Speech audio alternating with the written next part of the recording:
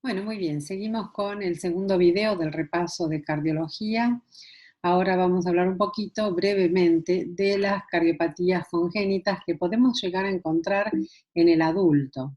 Recuerden que hay cardiopatías congénitas como lo que es la tetralogía de Fallot, que las vemos en los niños, pero rara vez puedan llegar a la vida adulta. Son eh, malformaciones que requieren muchas cirugías y esa es la razón por las cuales es muy raro encontrar un adulto con un Fallot. Vamos a hablar de estas 5 cardiopatías congénitas: la comunicación interauricular, la comunicación interventricular, el ductus arterial, la enfermedad de Epstein, que es una anomalía de la válvula tricúspide, y la coartación de la aorta. En la comunicación interauricular, como ustedes ven ahí en la imagen, tenemos que hay una persistencia, ¿sí?, de el ostium, que está abierta, que quedó abierta, y hay una comunicación entre la aurícula izquierda y la aurícula derecha. La sangre fluye hacia la derecha, que es opuesto al sentido en que normalmente circula la sangre. Causas: persistencia del ostium secundum o ostium primum o de un defecto del septum superior. La clínica: vamos a tener disnea principalmente, disnea de esfuerzo. Puede desarrollarse insuficiencia cardíaca, podemos tener latido pulmonar, soplo sistólico eyectivo, cianosis tardíamente, fibrilación y aleteo. Fibrilación auricular nos puede dar también un indicio de que algo pasa con esas cámaras auriculares. La inversión del shunt, que es la inversión cuando hay inversión de presiones o fenómeno de Eisenmenger, ya es en los estadios finales y por lo general cuando aparece el paciente requiere trasplante. Diagnóstico lo hacemos con varios métodos, siempre el ecodoppler es el más interesante o el que más nos va a aportar información, pero también podemos hacer una radiografía de tórax, podemos hacer un electrocardiograma, se pueden usar radioisótopos para flujo cardíaco, se puede hacer una resonancia o una arteriografía. Lo común es pedir un ecocardiograma con Doppler y allí se ve, se mide el flujo y se ve cómo pasan la sangre de una cámara a la otra. Complicaciones: puede producir una embolia paradojal y una endocarditis. El tratamiento: se pone un parche oclusivo que por lo general parece un anillo que tiene una malla, ¿sí?, y se coloca eso ahí y al pasar la sangre va coagulando en esa malla y forma un tapón. Esto se puede hacer también con cateterismo o se puede hacer una cirugía a corazón abierto, que ya es mucho más riesgosa.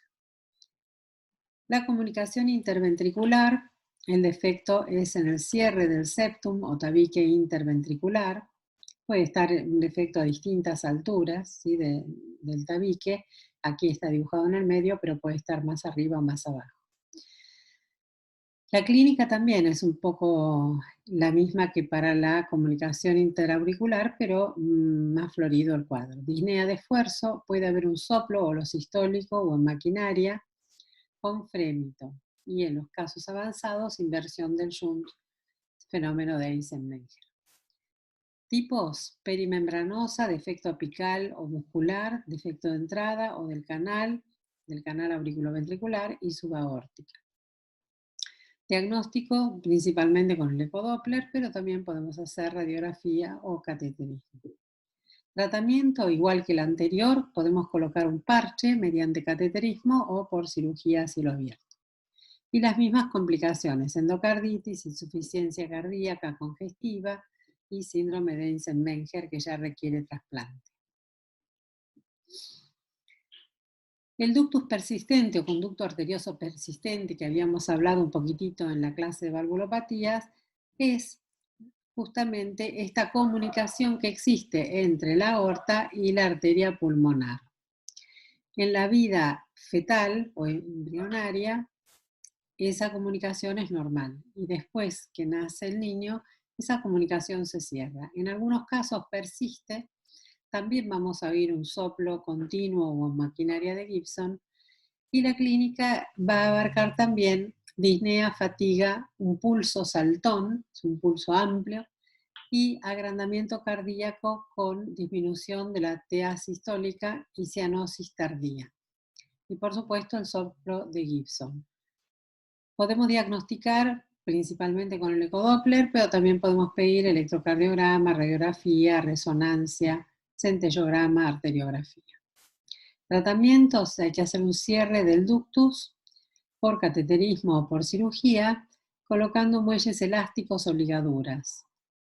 Siempre en los casos de las cardiopatías congénitas, cuando el paciente ya presenta inversión del shunt con Eisenmenger, hacemos trasplante, o por lo menos se sugiere hacer trasplante cardiopulmonar. La enfermedad de Epstein es una anomalía de la válvula tricúspide. Normalmente la válvula tricúspide, como ustedes ven en la primera imagen, tiene que estar implantada más o menos a la misma altura de la válvula mitral. Estas son las válvulas auriculoventriculares, la tricúspide del lado derecho, la mitral del lado izquierdo. Esto va a permitir que yo tenga aurículas pequeñas y ventrículos grandes. Cuando la válvula tricúspide se inserta mal, o sea, está formada ya con esta malformación y se inserta mucho más abajo, me va a quedar una megaurícula derecha y un mini ventrículo derecho. Esta malformación de la válvula tricúspide con megaurícula se asocia mucho a la comunicación intraauricular y a las arritmias, a los síndromes de preexcitación como el Wolff-Parkinson-White y a la muerte súbita. La clínica: el paciente va a tener disnea, fatiga fácil, síncope, palpitaciones, un soplo sistólico regurgitativo con ritmo galope o tercer ruido. Vamos a diagnosticarlo con el ecodoppler o también podemos pedir un electrocardiograma y una radiografía. Hay que hacer cirugía para reemplazo valvular o reparación de la válvula. Y la coartación de la aorta es una estrechez, como ustedes ven acá, es una estenosis o una estrechez. En las radiografías se suele ver el signo del 3, se ve como un 3, ¿sí? Y es un tabique que obstruye el flujo normal de la aorta. Esto me va a dar una hipertensión muy severa en miembros superiores con hipotensión en miembros inferiores. En la radiografía vamos a ver el signo del 3, en el ecodoppler vamos a ver justamente el aumento de las presiones y también se puede hacer una resonancia o un cateterismo. Tratamiento: se hace una angioplastía con balón y se colocan stents para mantener abierta la aorta, del mismo modo que se hace una angioplastía cuando se hace un tratamiento para las arterias coronarias. Bueno, aquí termina la mini clase de repaso de las cardiopatías congénitas y ya volvemos en el próximo video. Gracias.